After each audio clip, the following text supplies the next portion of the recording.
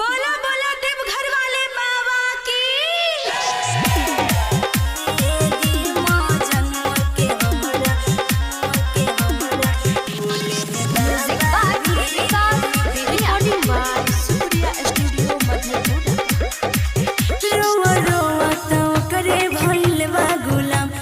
चिर के देखी बाबा लिखल करना,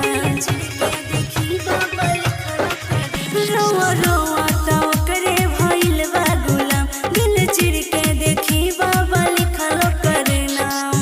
रौरे दर पे जान दे हब बाबा ई तारीख में, अरे दे दे माँ जनवा के हमरा भोले बाबा भीख में, अरे दे जनवा के हमरा भोले बाबा भीख में,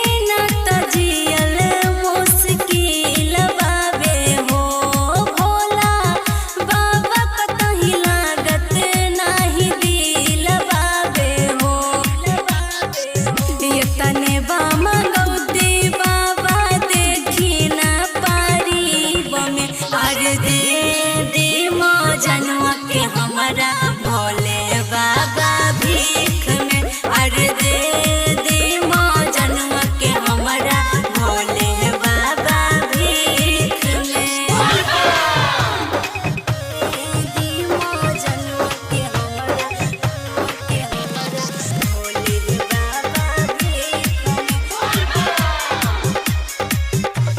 सुनले बानी अजले कैले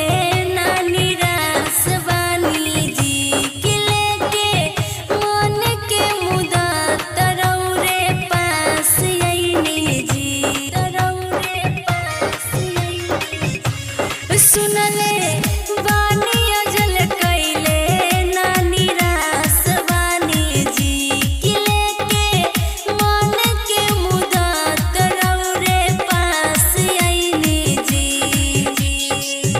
बाबे अखिले सहिता कोमला के धीख में, अरे दे दे माँ जनवा के हमरा भोले बाबा भीख में, अरे दे